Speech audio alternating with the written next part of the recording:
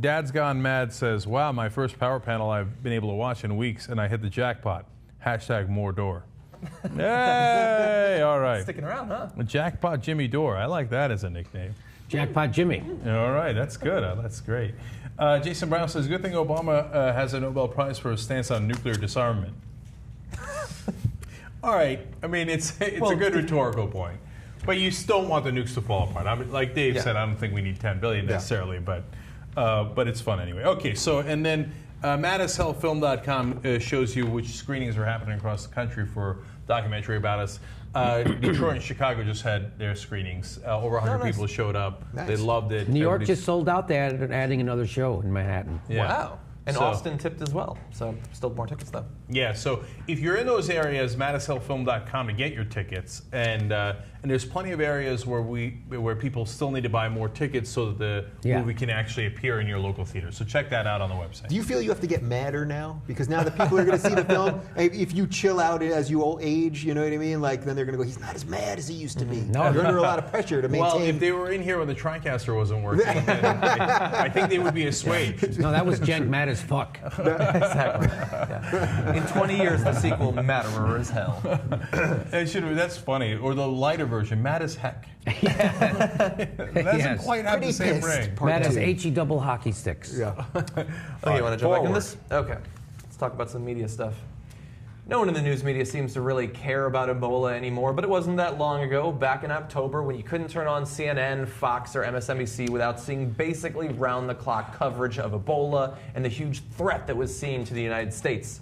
Now, generally, when those sorts of threats are overplayed in our view, it's seen as just a sensationalistic sort of grab for ratings. We know in the past, things like CNN's coverage of the Malaysian flight did actually provide a big boost in ratings for them, even though I think that's insane. So the question is, did their huge focus on Ebola actually help them out this time? Turns out not so much. For the month of October, CNN's viewership was down 5% compared to October 2013. In prime time, its audience fell 18% last month compared to October 2013. Fox News and MSNBC also suffered rating decreases in October compared to the previous year. And if you compare the cable news channel's primetime ratings in October to its primetime ratings during this past summer, viewership was also down. So whichever way you look, in comparison to the months that came before it or in comparison to the same month the year before, the ratings were down. In addition, viewership for CBS Evening News, NBC Nightly News, and ABC's World News Tonight failed to generate an audience bounce during the news media's unofficial Ebola month. Combined, the three news programs attracted roughly 23 million viewers each week in October. That compares to the 23 million viewers who tuned in each week during October 2013, when we all weren't worried about dying from Ebola. So now, this article from Media Matters doesn't mention it, but there's another huge factor at play here, and it doesn't really help the cable companies. October is the month before the election. And last year there was no election. So the fact that the month before the election, plus Ebola scare, plus all that stuff, ISIS, and the ratings still go down, is terrible news for cable news, okay? So they did all they could to amp up everything, and it totally failed.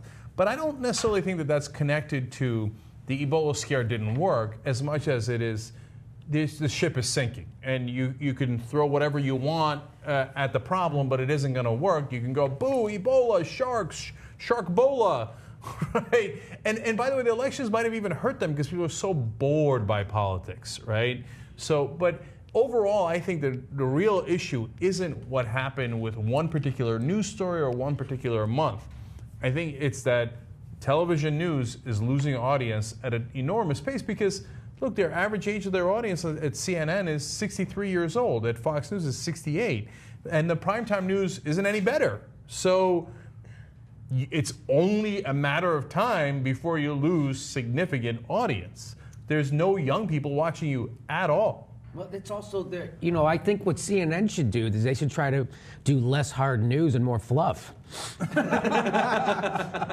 You might have actually tried that. I don't know. Yeah, maybe give a show to a chef or something, or to a guy who eats too many McDonald's. Do some shit like that. Maybe mix it up. I'm just saying, mix it up. You know, you talk about how I think the age certainly is a factor. I've been watching the news a lot in the last week. It is horrible. It is unbelievable. They will not give you any information. They sent Luke Russert this week to Georgia to understand why working people in an economy that's recovering don't feel approving of Barack Obama's handling of the economy. So he went to talk to poor people, and we found out that what we need to do is have less regulations and more tax cuts. That was the point of his fucking report. No. Yes! That was the point Poor of it. people said, please, more tax cuts for he the went. rich. The poor people just said Washington's not listening to us. He had 6 different poor people say that. That was the premise of his piece. So he just reinforced that for 3 minutes, and then he talked to a white businessman who he called a job creator. He goes, he'd like to create jobs, but he says he's burdened by taxes and regulations. Yeah. So that was the only solution they gave, and the rest of it was just him interviewing people saying Washington doesn't. So my whole point is that the news, they're doing that bullshit on TV of Chuck Todd, David Gregory before him, Brian Williams, they're all doing the same thing. They're afraid that they're going to offend someone in their audience and lose. Oh, if conservatives hear me telling the truth about climate, they'll make me stop watching. And if they hear me telling the truth about Joni Ernst, maybe they'll stop watching. Yeah. So they don't tell you the truth. So consequently, they're not giving you any information that helps your life or helps you become a better citizen or a more informed voter. So that's why the only people who watch that are for the fucking catheter ads. Why else would you watch the fucking TV news anymore? Yeah, and it turns out that not giving the people the truth is not a winning strategy. Not a winning strategy, Cenk. Bringing another corporate mouthpiece on to give us the news is not. Being neutral instead of objective is not a winning strategy. Yet they are clinging to it. You know. Yeah. Well, I think the best example of them clinging to it is that CNN hired Jay Carney the second he stepped down as Obama's chief propagandist. That's what he was, the White House spokesman. And then they immediately hired him and pretend it's not partisan. So that's to that. But you know, in this article, one of the things I saw this on CNN when they put this piece up on CNN.com, it was Ebola. Is Ebola the ISIS of biological agents? And I tweeted out I didn't even tweet the link, I just took a screen capture of the headline, and it got hundreds of retweets. And I think the point there is that people are onto the game. So it's not just the age, and it's not just feeding them bullshit, but people are onto, this is just terrible what they're doing.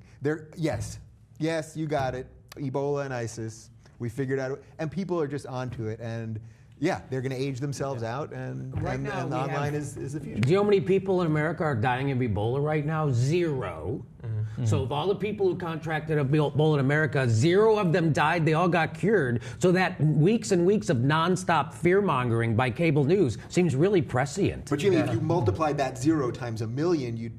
Yeah, right. 0, yeah. Yeah, and you guys they also missed the entire point, a point that they could have made, and again, this is going off of Cenk's great story yesterday about Obama not getting credit, and the government not getting credit. If the government has a scandal, or if they don't handle something well, that is all that you'll hear about for weeks or months, or in some cases, years. But the story that they kept telling was that the government isn't prepared to deal with Ebola. If you ask the people, they would say they largely do think the government is prepared. And now we find out the government apparently was prepared. It could protect you from international diseases spreading to our borders. Are they telling that story now? Are they focusing on that? Are they giving any credit to the government or to the CDC specifically, the CDC that they disparaged multiple times? Not at all. You don't hear that story. All right, I've got to add 2 things. One is they have Phil Simms, Stephen A. Smith disease, okay, in television. So Phil Simms in sports is the guy who says the league is always right, every play is fantastic.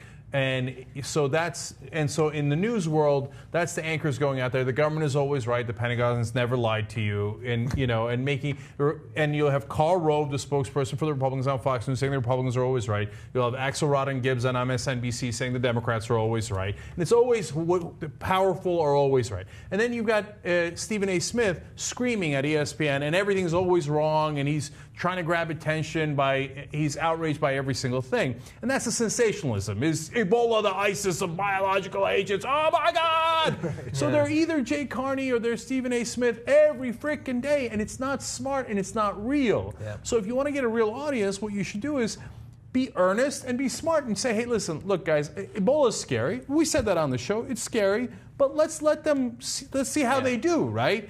And the CDC are not a bunch of dummies. They're scientists. And then jury's out. Jury just came in. They cured everybody, and we did not have an Ebola crisis. Then come back on air and say that. You gotta say that. Otherwise, you lose credibility. Then the audience rightfully thinks you're not smart or honest. But it's also emblematic of something bigger in television, which is like, remember when CNN brought Crossfire back a couple of months ago, which they fortunately have since canceled, and they announced when they brought it back that they were no longer going to put disclaimers up saying whether their hosts were raising money for people, because Newt was raising money for Republicans. And they said, all right, we're not even going to do that, like basic journalism 101. And it was then making me think, well, Reliable Sources, which I think you've been on, right?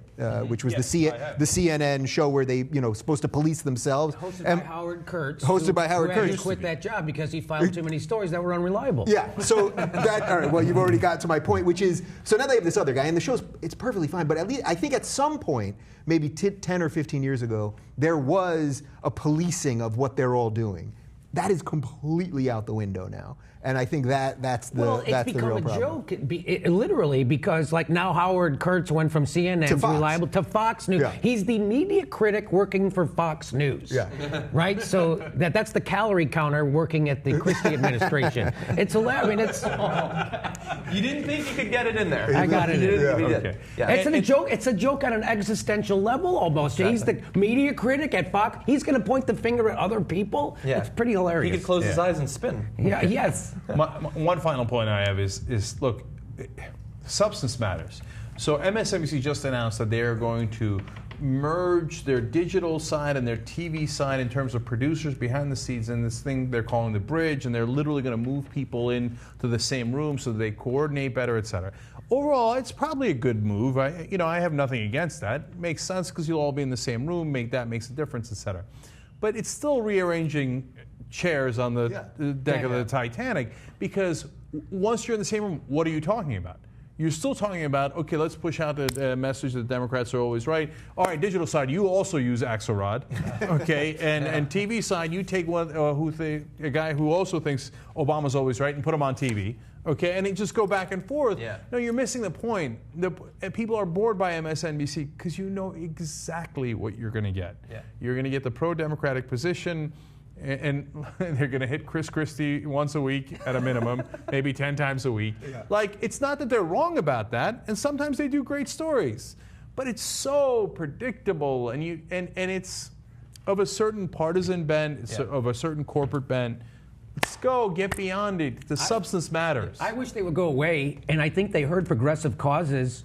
And I like the fact that people still think that MSNBC is liberal, even though MS stands for Microsoft. And NBC during the entire Iraq War was owned by General Electric, which is a defense contractor. So we were getting our anti-war message from a defense contractor. So you're trying to tell me that Chris Matthews is not intellectually honest, and I'm just not going to say I do. I mean, the worse they get, Cenk, the better for us. Yeah, well, it is. Well, so sad day for them. Okay. Very, very final point that I want to make. It's obviously tragic that the media no longer cares about Ebola because they're not acknowledging the mistakes they made. But let's not forget the more important point. It sucks that they no longer care about Ebola because we do still have an Ebola crisis. It's just not within the bounds of the United States. Yeah. Thousands of people still do have the disease. They're just not Americans. And suddenly the media doesn't care as much anymore.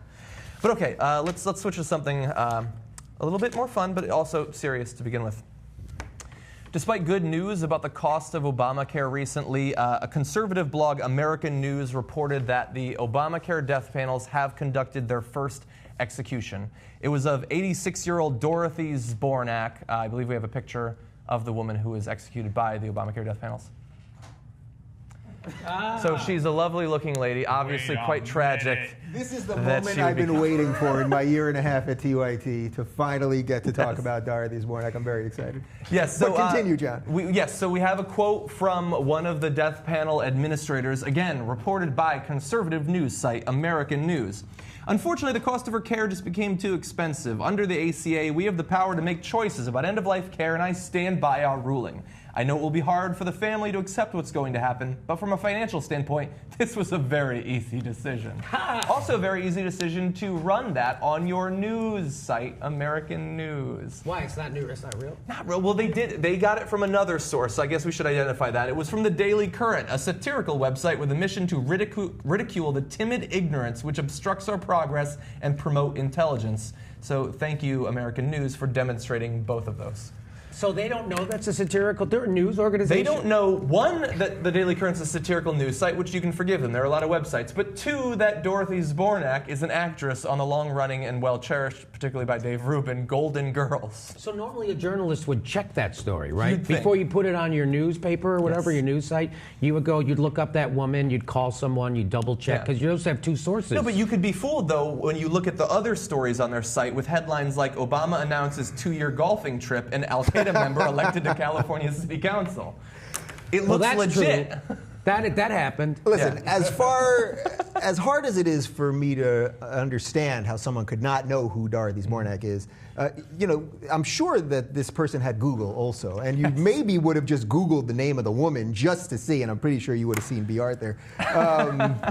Yeah, I mean, this story is completely ridiculous. But related to the Golden Girls, I was telling John before the show, almost every liberal principle that I believe in, I learned from the Golden Girls. So people ask me why I love the show so much. Not only was it funny, but everything that we talk about here all the time about women's rights and gay rights and economic equality and just and anti-war stuff, everything was packed in that show. Yeah. So it's incredibly ironic that Obama wound up killing one of the Golden Girls. I know. That's bureaucracy for you. No, okay, so let's the funny thing is that B. Arthur has been dead for about 10 years. Yeah, They should have said Rose Nylund because at least Betty White is alive, and it would have. B. Arthur's dead. Yeah, and 10 years ago, so it turns out Bush killed him. Okay. It was actually before the ACA. That's how sinister Obamacare is. Yes. So look, not only should you have Googled it before you put it up, and obviously you're not real journalists, everybody knows that, right?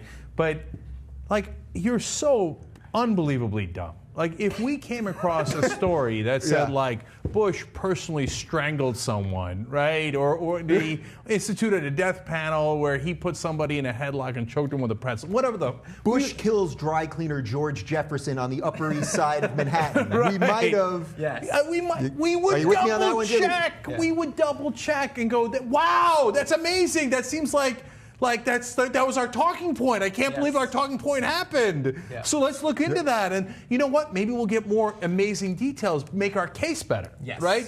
Anything, any kind of checking. But they're so live in their conspiracy-based world that to them, this story didn't seem incredible. Right. It seemed like, well, obviously, of course, I know the death panels exist. We never landed on the moon, and hence, obviously, Obama killed B. Arthur. Gravel quarry worker Fred Flintstone dies after a giant dinosaur falls on him. You might follow it up and see did this happen. We almost got caught when we read the news headline one day that Chelsea Clinton had almost died before a wedding by licking faulty stamps. Invitations. And I just watched we that almost episode went there. yesterday. Oh, really? Nice. So I went to get my hair cut for my big television taping the other day. It looked fantastic. And the lady doing my hair said, "Did you hear that George Bush got arrested today?"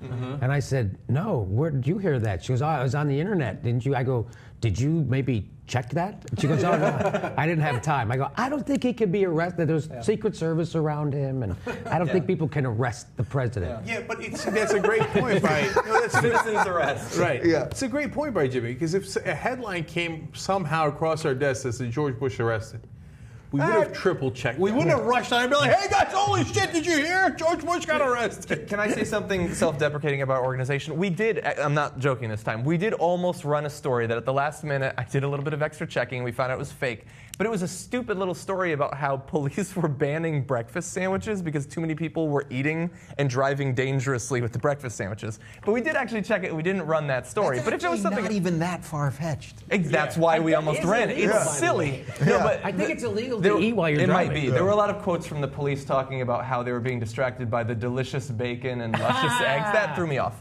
But also, by the way, I do want to point out, it wasn't just American news that was stupid. This was picked up by a conservative Facebook group. It was posted on the Patriot Facebook page in September and quickly spread. It had over 6,000 likes and was shared nearly 5,000 times. Many of them might have been sort of ironic. But this is something that they are just waiting to gobble up. I don't think so. The death panels. The death panels which don't exist. I don't understand. Yes. I can't believe no one on the Patriot Facebook page is a Golden Girls That's what fan. I'm outraged about. And By the there way, are no you know death that I panels. am the chairman of Logo Television's official Golden Girls fan page. Is that right? Yep. Okay. Well, this kind of mistake would have never This gotten would past not you. have slipped on our page. I don't think any of those things are real. I don't think logo Jimmy, is a I thing. need to believe that that's real. Okay. He doesn't have a Facebook page. I don't think logo's a real thing. It's a gayish. It's not much. Okay, that's a spare. That's not. You should not use that as a slur. All right, last one. Last one? Yeah. Okay. There's been a bit of a controversy recently from the quotes by Jonathan Gruber, considered one of the key architects of Obamacare, when he implied that one of the reasons they were able to pass the ACA, the Democrats, was that the American people were too stupid to understand the true costs of it. We have that, which we might go to at some point. But does he have a point? Are the American people actually too stupid? They decided to poll the American people to ask them, do the American people think that other Americans are too stupid to understand the incredibly, admittedly, complicated law? 32% of likely U.S. voters agree that the American people are too stupid to understand the true costs associated with Obamacare. These are other American voters answering this. 52% disagree and another 16% are not sure, meaning that they are almost exactly split about whether other Americans are too stupid to understand. Now, you can break that down. Among voters who favor the health care law, only 18% think Americans are too stupid to understand the actual costs. Those who oppose the law, however, by a 46 to 42% margin, do think the American people are that stupid. Now, look, this is kind of ridiculous. Does it really matter necessarily if other Americans think that? Perhaps not. But this is a controversy that has shed a lot of, I guess, negative criticism on a law that I think by most metrics, especially financial metrics, is doing quite well, which I know you're probably going to want to talk about. So two things first. Wait, do we have the video of Gruber? Sure, we can play that video if you'd like. Here's the original comments. Hero John Kerry, or more likely staff, came up with a great substitute idea. They said, look, what you economics nerds want to do is you want to say that for people with expensive health insurance plans, they will no longer get a 40% tax break. What if we instead just levied a 40% tax on the insurance companies that sell these terrible expensive Cadillac plans? We said, well, that's pretty much the same thing, but why does it matter? I said, you'll see.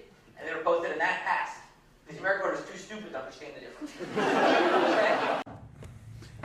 Okay, so that's like your opinion, man. Okay, so I don't really care what he thinks. Now, let's get into the problems with this poll. First of all, it's funny because the Republicans are saying at a much greater percentage that the American people are too stupid. Because they have to believe that. No, I know, but get the irony of this. They're then ironically agreeing with Gruber, who said that Americans are too stupid and was the architect of the Affordable Care Act, and who they're criticizing for saying that Americans are too stupid. So they say, how dare you say that? And I totally agree. Okay, that makes no sense. Right, it's a little off there. And then, second of all, Rasmussen is a conservative polling site, and their framing is ridiculous. Yes. They framed it as, well, do you think the American people are too stupid that they didn't understand how much Obamacare is going to cost?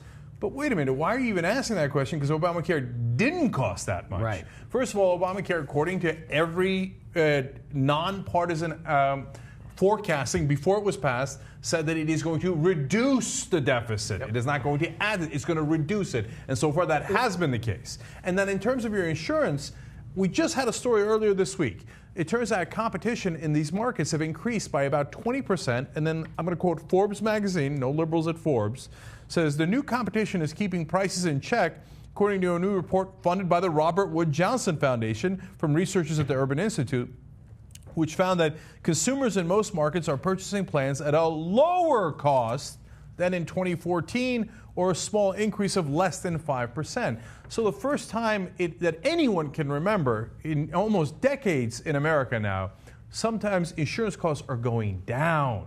So the whole premise of the question is totally wrong. Why, well, the way they should have phrased, what they should have said, what percentage of Americans do you think are too stupid to know that Obamacare eats your spleen? another thing that's not happening, right? So Obamacare is lowering the deficit. We know this, right? Right. Yeah. So they they should have asked what percentage of Americans do you knows that are too stupid to know that Obamacare will make gas prices go up? They didn't ask that question either. These are all questions. Check. I'm just jumping off and using. I'm with you. Well, first off, our premiums here at TYT are going down. We just got a company-wide email. So our premiums are going down. Yep. So something good is happening there. Really? But I do think that the idea that I don't think these things are mutually exclusive. That you could think that how the law was passed was pretty shady, because we did plenty of videos on how we, I think, agreed that Obama, when he kept saying, if you like your plan, we keep it, I think we all agreed that he knew he was lying. You know what I mean? So I think you can agree that it was a shitty way of selling it, that they all sort of said, we're going to just tell them what we have to do because we believe that this law is the right thing, and still be okay with Obamacare. That's a high concept for the media to handle. Can I make one real point about this? Is that you see this, a lot of these people want to repeal Obamacare, we want to get rid of it, every paper is this. And again, when are the reporters? I saw one time Chris Cuomo said to Ted Cruz, and what every reporter should say to somebody who says that, we're going to repeal Obamacare, is what is your plan to replace it? What are you going to do to these people who no longer have access to health care if you repeal Obamacare? What is your plan? And that stops them cold. Chris Cuomo was able to tie Ted Cruz in knots over that simple question. It was hilarious. So that's the question. I don't understand why every Democrat doesn't say that when this comes up. Every reporter doesn't say this. You want to repeal Obamacare, what are you going to replace it with? Yeah, and sometimes you couldn't keep your insurance, most of the time, almost every time actually. You couldn't keep your insurance because that insurance didn't really cover you. I did a long story about this.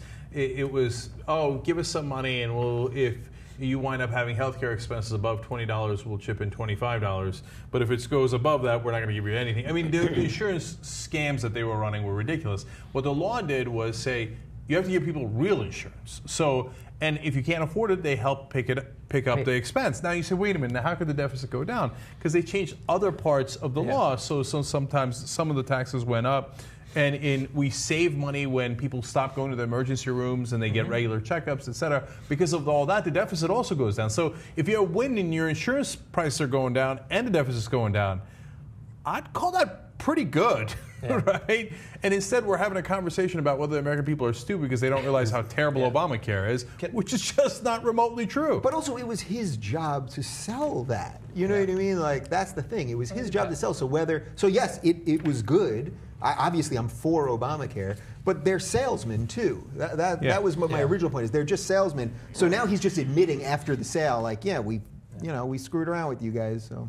One other interesting survey result that I do want to get to, if you wonder why, despite the fact that Obamacare is becoming more popular, people are starting to get to know, how it's benefiting them. It doesn't seem to be really helping the Democrats. One indication of why that might be, skipping to 19, by the way, nearly 1 out of 3 likely voters are not sure how their congressional representative voted on the health care law, even though not one single Republican voted for it, and nearly all Democrats did. That's Thankfully, incredible. we have 24-hour news, so everybody knows So the answer to that. 31%, again, he keeps hitting this number, 32% thought people were too stupid. Now, that number stays in my head because that was the approval rating the Bush administration had for years and years. So those are those hardcore, dumb, ignorant sons of guns, right? So those are the people they're talking to. One other point that I want to make, the one thing that I agree with all of the conservative news outlets and the individuals who are attacking the Democrats is that they're being consistent. If you sell something and you lie to get it passed, they will tear your ass a new one. That's why with the Iraq War, after we went in and they didn't find weapons of mass destruction and it cost way more than they said it would, and it wasn't over after a few months and we weren't greeted as liberators, Fox News has been grilling Dick Cheney and Bush every single day since then. That's right. Johnny, Just a small golf clap. Thank you. Right there. And by the way, in Obama's case, it's doing better. Right. In the Iraq case, they did way, way worse. We're still there, thousands dead, hundreds of thousands. Now, in the interest of fairness, let me end by saying it appears so far that I've been largely wrong about Obamacare. Now, I was 50-50 on it. Anybody who's watched the show a long time knows that. I thought there were some good parts of the bill that was going to help make things better, but I thought it was really weak sauce. And one of the things that I thought was real problem was that it left everything in the hands of private insurance, okay? And it didn't introduce competition to the public option. And hence I thought there's really almost no way that prices wouldn't continue to go up because they still have a monopoly on the market. But it turns out that the markets that they set up in individual states, et cetera, for Obamacare had more competition than I realized, okay? And that has worked much better than I thought it would work. And so it has kept costs lower in a way that I did not expect. So I want to be honest with the audience and say I was wrong about that. I'm sure Fox will also say the things they were wrong about any second now, The right? Daily Caller's going to give you some credit. Yeah. Now look, the jury's okay. All right. Okay. Jury's still out on that. There's jury's still out on Obamacare over the long run and whether it'll keep heading in the right direction and eventually get to a point where it's covering everybody and we've got reasonable costs, et cetera. but so far, so wrong on my part. Okay? All right. Now, thank you, John, for the first hour. Great job. Somebody said before we got started they saw on the live stream the four of us and said hashtag sausage party or something, right? Sausage Fest Fridays. Sausage Fest Fridays. Well, we end that when we come back. Anna will join us. All right? Young Turks. That was a segment from hour one of the show. Now for the better hour, the second hour. Drums. You can get the whole show on TYTnetwork.com. All right, back on a Young Turks. Cenk, John, Jimmy, and Anna. John came up with a good idea for Harold Hamm. No, that was from a tweet.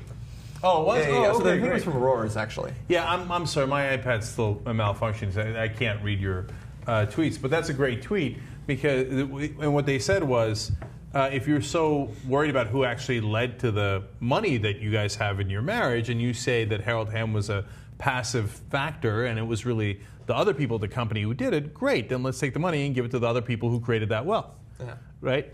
Oh, you're not going to do that, Harold? Job crusher. Oh, that's weird. Yeah. Okay. All right. Let's move forward. All right. Malcolm Gladwell has had very, very strong opinions on football, American football to be specific. And recently he was speaking to Emily Chang, who is Studio 1.0 host, or the Studio 1.0 host. And he didn't really hold back from talking about how much he despises football. I want him to speak for himself. Take a look. The idea that we are paying people to engage in a sport for our own entertainment that causes irreparable damage to themselves is appalling. What about how the NFL has handled some of these domestic violence issues? What's your take on that? I mean, this is a sport that is living in the past, that has no connection to, I think, no connection to the realities of the game right now, and no real connection to American society. I mean, if you look at that, the whole Ray Rice issue was in a microcosm what's wrong with the NFL, which is they are completely disconnected from the consequences of this sport that they are engaged in, right? That they are socializing young men into a culture of violence, right? Now, just to give you some more information about the NFL and the issue of concussions, recently the NFL revealed that nearly a third of retired players develop long-term cognitive issues much earlier than the general population. And also, they have been fighting tooth and nail when it comes to a settlement that would basically grant money to those who have suffered from concussions and are suffering from some of these long-term cognitive issues. Now, the settlement that they have agreed on is $675 million, which is nothing. There are 25,000 former players involved in this class action lawsuit. Okay, and a lot of them won't get any of that money because under the settlement, anyone who is suffering from emotional distress as a result of those concussions will not receive any money. So that doesn't make sense. Yeah. So to give you more damning facts, the average life expectancy of NFL players in the 50s, it's about 25 years, a quarter of a century less than the average American. It's amazing. So they're modern day gladiators. Now, Malcolm Gladwell is right. He brings us facts, and I am going to be a conservative here and say I don't want to listen to the facts, okay? I'm just going to ignore them, and I'm going to be anti-science. I love football. I don't want it to be taken away from me. They're gladiators, but they signed up for it. They don't die in the ring. I know and obviously the numbers are incredibly damning here, but my whole body was screaming during that interview. La, la, la, la, la, la, la, la, la, la. I love the sport. I love that we're going to get everything to, like I was talking to Ben when we were doing the Old School podcast the other day. Now I know the objectification of women in the service industry. We did a story about that. I mean, you already kind of knew it. And we went to Hooters.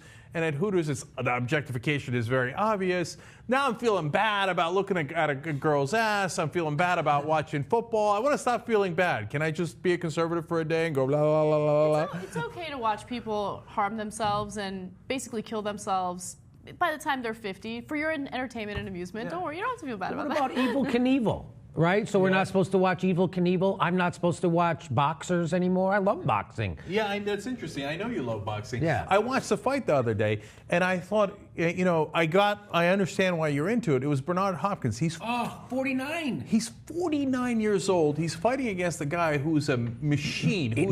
That guy, no one will fight that guy. That's how strong he is. Kovalev has knocked out everybody he's ever fought against. There's 25 fights, never went past the eighth round. Mm-hmm. Okay, Bernard Hopkins, legendary champion, right? At the age of 49, he still has championship belts. Yes. He won a championship like last year. Yes. Okay, he's an amazing guy. He would not go down, right? And so he gets past the eighth round, and in the 12th round, he hit Kovalev a couple of times, and Kovalev and we're like, oh my God! So he lost badly. But at the end, Kovalev got mad. No, but look, and he kept punching him in the head. Frustrated. And Hopkins, just the will of that guy was just really, I couldn't say enough about it. Kovalev hits him square in the chin, and Hopkins goes boom, and stumbles, and holds his feet. It's like a Hulk Hogan moment, and gets back up. And he didn't get knocked down, right? And so the reason I tell you that story is, I love that warrior. But the entire time, I know he's getting brain damage. I mean, the way Kovalev's hitting him over and over again, let alone he's been in the ring he's 49 years old. I mean, how many years has he got left? But I don't know what to do with him. Do you stop that warrior? No. He became a champ in 1995. That's how long he's been around. That's how long he's been great. Mm-hmm. So yeah, it is amazing. I mean, there's nothing like this to compare in sports. It would be the equivalent of Michael Jordan still playing, right? And how many years ago did he quit? So it takes, as you said, it takes great mental will and discipline, and hopefully he can apply that same level of mental will and discipline to swallowing a glass of water and tying his own shoelaces after this fight. So what? You're right. Malcolm Gladwell's right, but what do we do? What do we do? So look, it's one thing to say you're free to harm yourself if you want to, and generally I'm totally fine with that argument.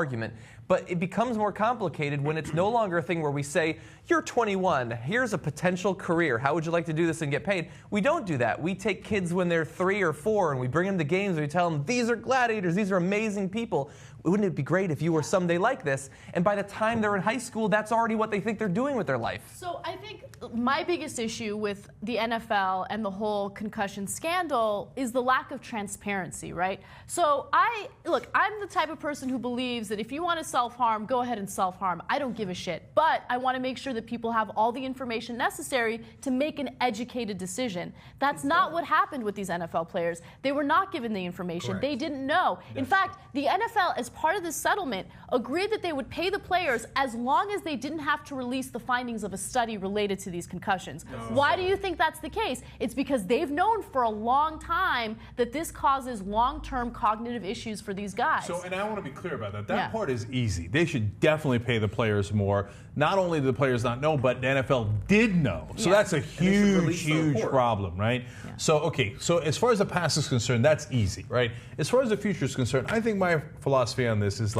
treat it like smoking. Put billboards if you have to, do public education so that parents like us now know. And I'm not going to let even though I played football and even though I love football, I'm not going to let my son play football because I know that it leads to brain damage, right? Yeah. And so do massive public education, and with smoking, we didn't cure the problem, but boy, it's gone down tremendously, and we didn't take away anybody's liberty. So. Well, can I ask you, maybe this is a ridiculous question, but I don't think it's fundamentally ridiculous. Should we be able to have gladiatorial combat then? Mm-hmm. You sign up for it, you're not forced to, it's not prisoners or anything, it's just if you choose to, you get paid really well, you'll be a celebrity, but you might get killed in the ring. Should we have that? Yes. Wow. Case closed, yes. Okay. Really? I mean, look, if you're a grown-up, you should be able to do whatever you want as a grown-up. UFC's okay, but Gladiator isn't okay. I mean, it used to be you couldn't do a chokehold in UFC, which I never understood. Why can't you do it? Now you can do a chokehold. Mm. So you can choke a guy and win. You can break his arm and win. You can do anything. You can punch him right in his face and win. They're grown-ups. I think, there's a part in us.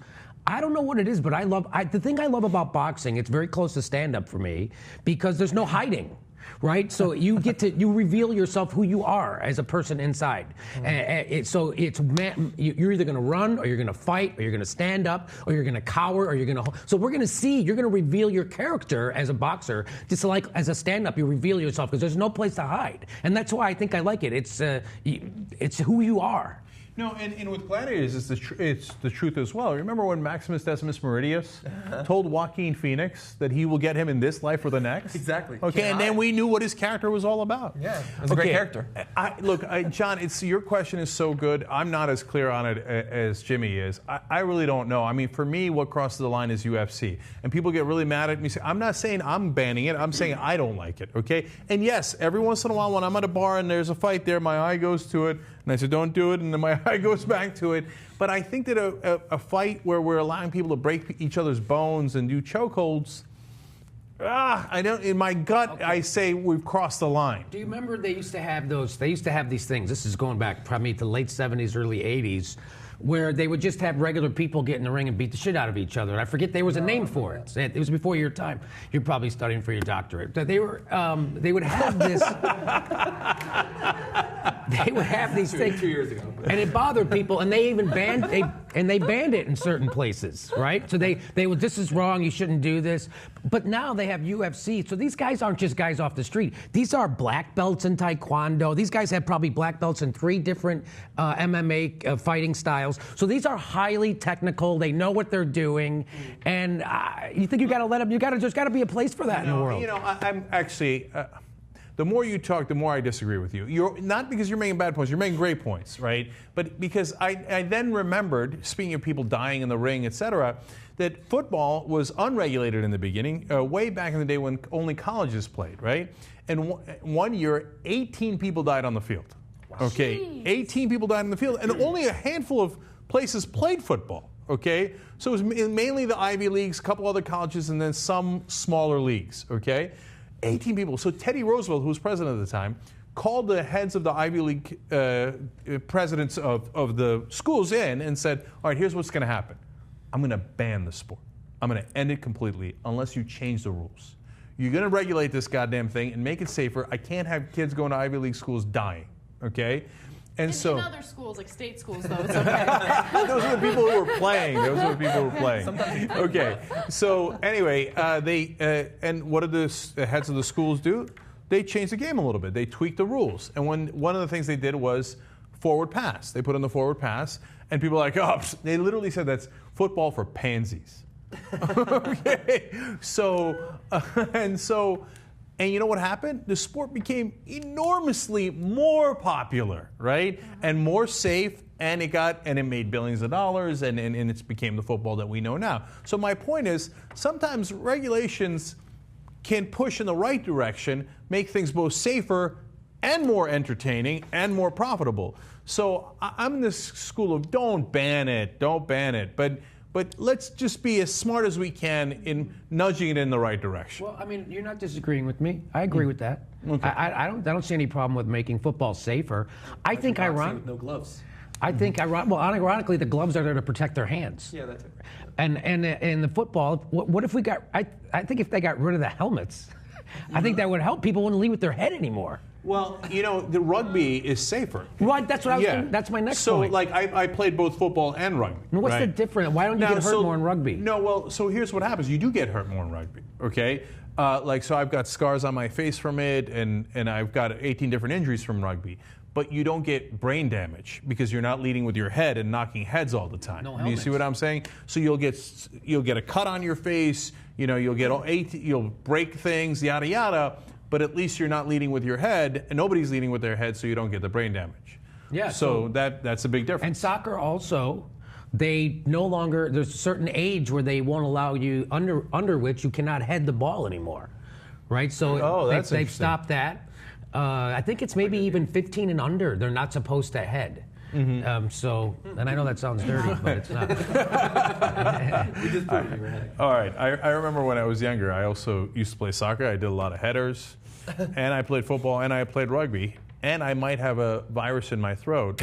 My IQ's got to be around 7. No, my sister did a lot of headers too, and then but she never played soccer. I saw that coming. Okay. So did she. You know what? I'm so offended. I'm giving up. I can't. All right. Titty shirts for everybody. Titty shirts. All right. Forward. Next story. I'm skipping ahead to exorcisms, giving you guys that heads up. Okay, great. Yeah. All right. A man in Austin, Texas, wanted to go to Starbucks, and then he realized something really strange was happening. In fact, he caught it all on video. Take a look. No. Okay, so we're going to check out the exorcism now. Still going on. Out! All your legions of poison. All your legions of poison. Out! Go to the pit right now. Jesus. Out! All your legions of poison. All your legions of poison. Out! Go to the pit, spirit. In Jesus' mighty name. In Jesus' mighty name. In Jesus' mighty name. In Jesus Christ's mighty name. By the blood of Jesus Christ. By the blood of Jesus Christ. You have no legal ground to be in here. You have no legal ground to be in here. You have to leave. You can't trespass on the cross. I don't know what you're talking about. You can't trespass on the Someone cross. has real evil spirits in You them. cannot trespass. By the blood of Jesus Christ, you have to leave. Use in the name of Jesus to pull them out. We lose love. We lose the love of Jesus. We surround this man with angels right now. Father, we ask you to hug this man right now with your love, Father. We just touch him with the love of Jesus. We just touch him with the love of Jesus right now. The love of Jesus to tear out these depression, denial, rejection spirits. We fill him up with the love of Jesus Christ. If they fill him up with the love of Jesus Christ. That's later. Way to cut it. So when they were saying you have no legal authority to be here, you're trespassing, were they talking to the guy videotaping or were they talking to Satan? Satan. Literally Satan. Oh, I love, like, Satan's going to be like, oh, you caught me on that. You're right, I'm in violation of Rule 12. Oh, shit, I'm on probation. Oh, my. I didn't know you were going to quote legal authority to me. My bad. I'm going to move on down to Pete's Coffee.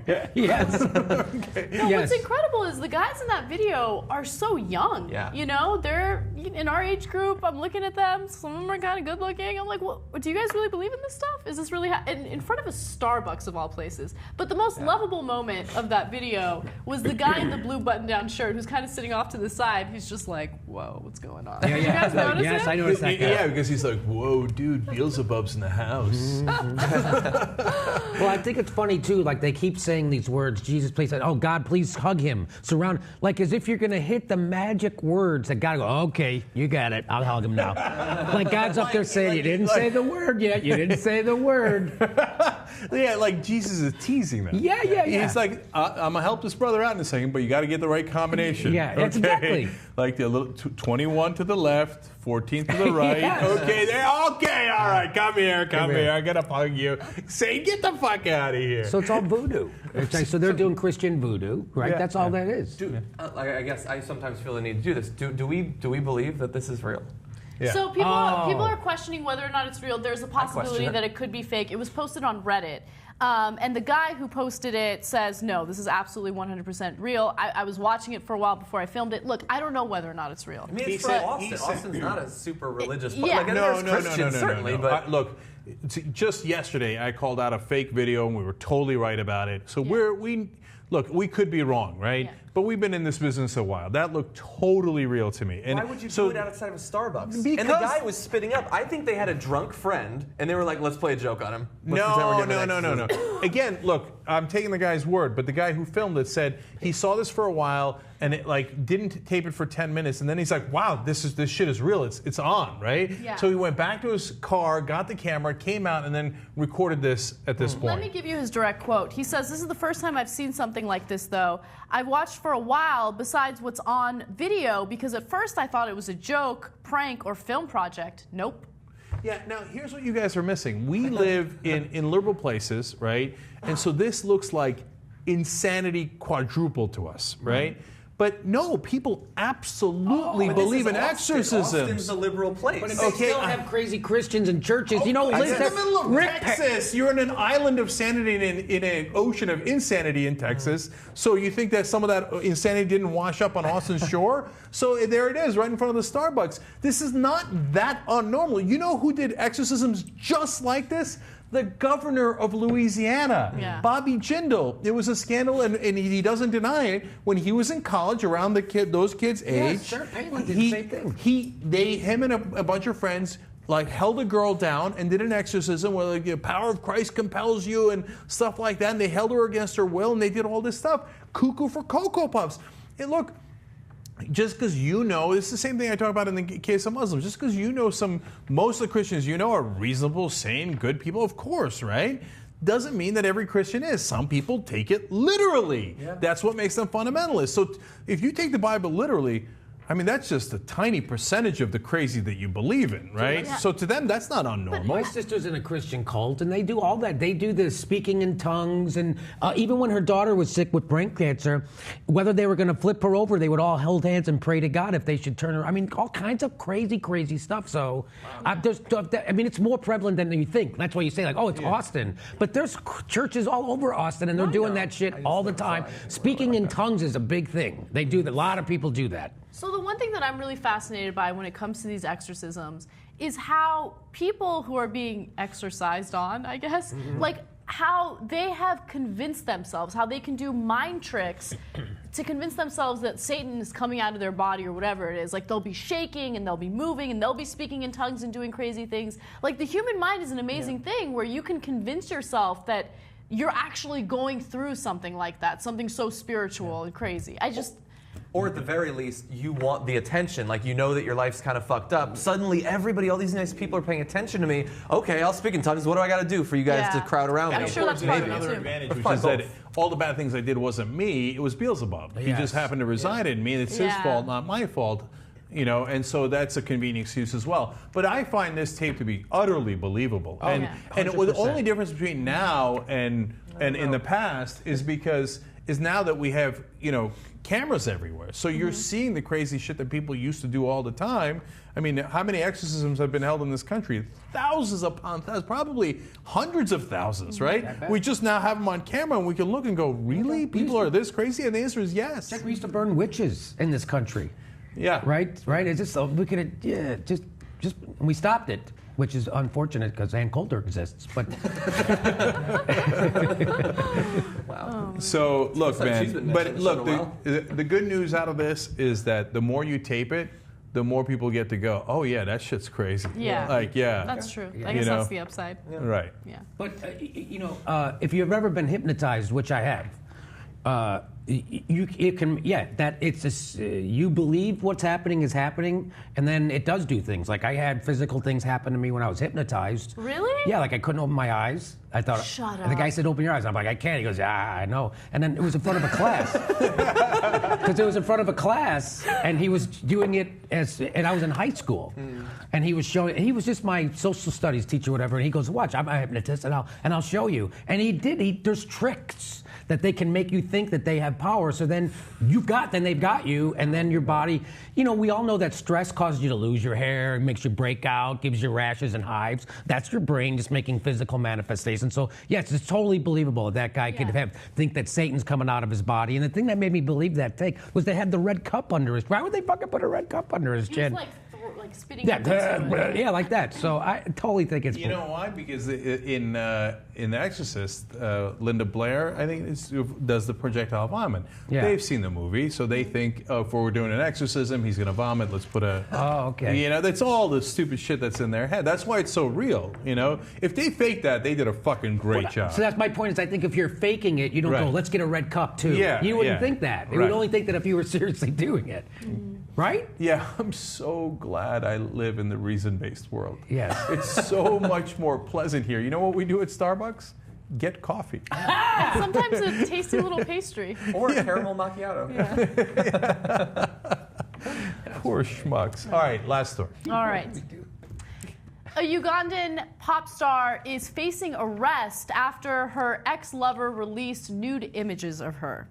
You heard that right. Wait a minute. Her nude images have been released to the public, and now she's facing arrest. Now, 26-year-old musician, she has gone into hiding after photographs went viral on social media and were published by newspapers. Uganda has a thriving tabloid industry, and of course, they like vilifying people who have done anything salacious in the past. Now, Uganda is also the country that has criminalized gay behavior. If you're caught in homosexual acts, they can arrest you and put you behind bars. So you get a sense of how conservative the society is there. But nonetheless, even though she's a victim of revenge porn, she's the one who has to go into hiding. It's crazy. So Uganda is like the Mississippi of Africa.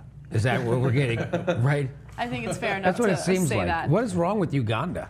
A state minister said the following: "I have directed the police to arrest her, but first they should investigate her. She should be locked up and isolated." What? Yeah. No. First, they should go get the pictures, is what he means, because I can't wait to see the pictures. Yeah. Right? He's probably seen it. There's no way that everybody who's writing about her in the tabloids, everybody in government saying she should be locked up, isn't desperately looking for the pictures. Okay? They're all secret perverts, and this is how they vent.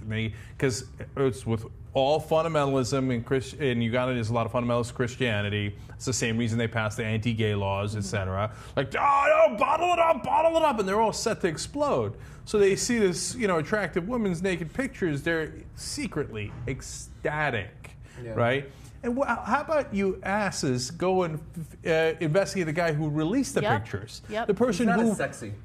Because think about it. Now they're worried that they're going to corrupt the morality of the country, right? But who's the one corrupting the morality? The guy who put the pictures in public. And almost certainly took them as well. Right. He didn't just release them because they're shameful. He took part in creating them. So, and again, as with all fundamentalists, Muslims, Christians, etc., right? Who do they take it out on? Women. Yeah. So if you had even if you did logic based on your own rules, you would go after the guy for corrupting the morals of Uganda by releasing the picture. But what you want to do is you want to punish women because they're not having sex with you, even though you told them not to have sex with you because of your fundamentals. It's interesting. I'm seeing parallels to what just recently happened here in the United States. Instead of trying to punish someone who hacks into, I don't know, an iCloud account and leaks naked pictures of celebrities without their consent, we have decided to, hey, why don't we punish the celebrities and call them out? They shouldn't have taken the nude pictures. Yeah. They shouldn't have put them on the cloud. They should have known that the security can be compromised. We do the same thing here in the United States, just not as directly or overtly. Well, at least to our credit, we didn't arrest Jennifer Lawrence. We didn't arrest her, that's right. We haven't been able to find her. Soon. Yeah, well, my point is that she shouldn't have taken the pictures in the first place. She shouldn't have put them on the cloud, and then she shouldn't have whatever the third thing was. You said. And so, by the way, of course, being that she's scared out of her mind, she's now apologizing, okay, and because she's in hiding, right, and saying, "I'm sorry, I should have never taken the pictures in the first place." Wait, right? do you have her apology? I do. Okay, I don't have a graphic of it, but I'll say that I'll say what she said in her apology. She says, "Those who have interacted closely with me know I'm a decent person, a doting mother, and an industrious woman. These images in no way should define who I am. I take full responsibility for having lost my mind to take such shameful pictures." That's the saddest part of this entire story. That is sad. Yeah. Now, that's one thing that, thankfully, we have not caused all of the women that had their things leaked during the fappening. Like, Jennifer Lawrence didn't have to come out and say, this was shameful, I shouldn't have done this. Like, we've progressed at least that far. Yeah. We still vilify them, and they got tons of death threats and rape threats and things like that. But at the very least, like, she should not have to say something like that. Yeah. It's her body. I mean, I don't know if they realize this. All of us are naked under our clothes, right? We all have the same, kibbles and bits. So let's all freaking calm the hell down. And, ironically, everybody on the planet came out of Africa, and when we did, we were generally naked. Mm-hmm. Okay. Wow. Kibbles and bits. That's nice. It's a nice treat. It's a nice treat. But the other day, I was getting out of the shower and I took the hairdryer. I just kind of dry off my kibbles and bits. And my wife's like, "What are you doing?" I'm like, "I'm warming up your dinner. What do you think I'm doing?" Anyway. It's kibbles and bits. That's what made me think of that. Why people don't get into STEM. That's why people don't get into STEM. Anyway, I'm sorry. Okay, We're all mixing two stories. I apologize. Okay. No worries. Look, Uganda, straighten up, man. Like, this is... But You look... got to be kidding me. I know. I made that almost joke. went there. Yeah. Almost went there. Come on, how do you pass it up? I know. Okay, my final words to the planet is stop with the fundamentalist craziness, okay? Whether you're outside of Starbucks in Austin or you're in Uganda or right now the Jewish fundamentalists in Jerusalem who want to tear down a mosque that would set off a war like we've never seen before, are trying to tear it down brick by brick and so that they could pray to their sky god, which is obviously the correct sky god, and not the Muslim sky god, which is obviously the incorrect sky god. Even though they're the same sky god. Even though they say in the books that it's the same sky god. Okay, so there's a lot of these fundamentalists might unfortunately be the end of us. They're fighting over metaphors. Literally, they're fighting over metaphors, right? for the same thing. Yeah. It's crazy. No, roses are red. No, I like violets or blue. Yeah. No, I'm positive that's the better way to go. Anyway, okay. It's not exactly the right analogy. All right. Okay, guys. I need you to have an excellent weekend. You guys ready? Bye-bye. You liked that, didn't you? All right. If you want the whole show, you like it even more, go to tytnetwork.com. Go under member options, and you can get the whole show anytime you like.